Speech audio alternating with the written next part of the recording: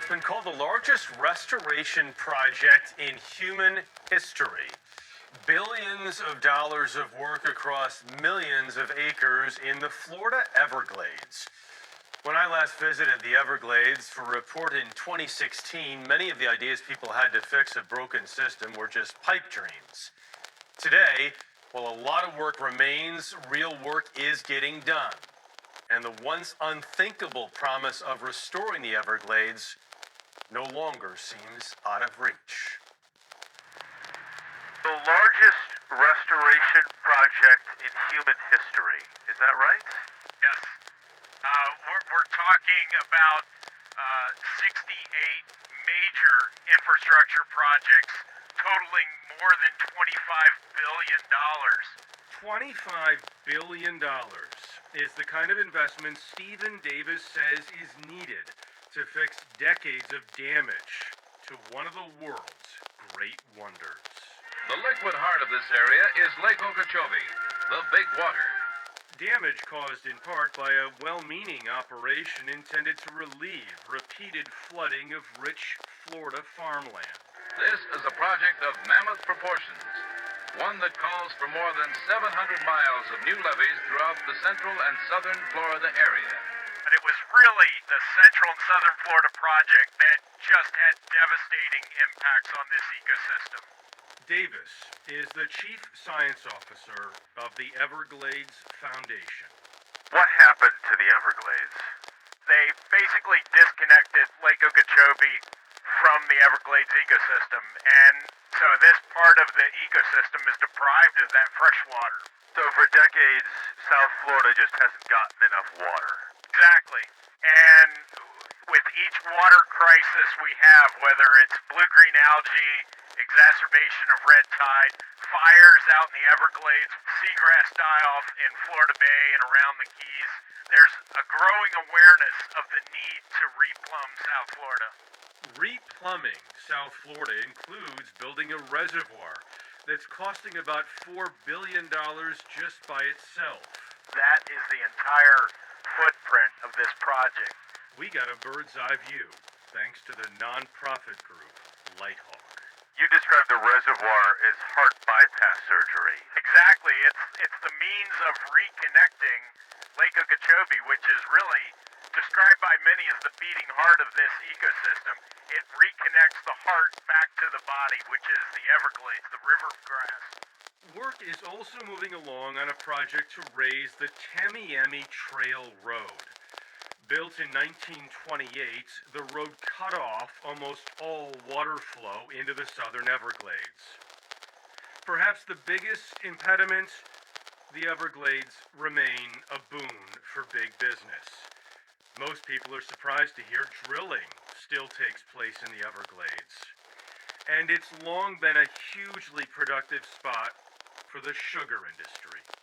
How big of a problem does the sugar industry remain when it comes to the Everglades and a healthy Everglades? Really through a variety of means. One, they're a source of pollution to the Everglades. And the state has had to respond by building tens of thousands of wetlands, treatment marshes to clean up the pollution that run off those fields before it gets into the Everglades. That's where a project overseen by Lawrence Glenn of the South Florida Water Management District comes in. We're standing in the middle of the cleansing. Yes. What's really cool about this, there's so much science going on in here to understand how we cleanse this water that you don't normally think of.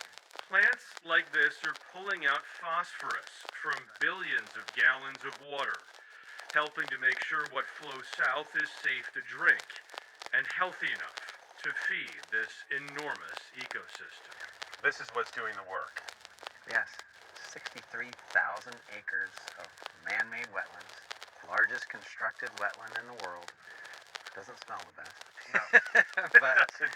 but this is great stuff. And when we were planning this project, no one had built constructed wetlands on this size. We didn't know if it was going to work. This treatment marsh is being paid for by the state, with a portion covered by a tax on polluters like Big Sugar. Overall, on the larger project, all of us are contributing. A lot of the money coming in is federal money. Why should someone in Iowa care about the health of the Everglades, thousands of miles away? Well, for a variety of reasons. This is a biodiversity hotspot. It's also a carbon sponge. This ecosystem, 3 million acres, takes up greenhouse gases from the atmosphere when it's hydrated, when it's kept wet, which is what Everglades restoration does. Sequestering carbon is an important functional value of the Everglades. It's the water supply for more than 9 million Americans. And it's also a place that people from all across the world like to visit. There are so many stakeholders involved here, including the native people who were here before anyone else. Talbert Cypress is chairman of the Miccosukee tribe. The Miccosukee hid in the Everglades when the U.S. Army tried to move them to Oklahoma in the 1800s. He considers himself a steward of the land that protected his ancestors. When I look out at this, it looks natural. Is it? No, right now this water is very high for this time of year. This is the dry season right now, so you can imagine if it starts raining a lot, like during the summer, this tree island would get flooded once rainy season comes along. And that also affects the wildlife too. When the water gets high, the wildlife can move to higher ground. But when this water is in the way, they can't do that. And so a lot of wildlife will drown, or they can't get access to food. And the quality of water coming through is very poor as well. That may change soon. Obstacles remain, but infrastructure work is well underway. Lawrence Glenn says the reservoir, for example, is scheduled to be done by 2030. How long do you think it will take for the Everglades to be in a place where you want it to be? And I'm saying probably 2040, you start to see an Everglades that really looks like the Everglades did historically. Took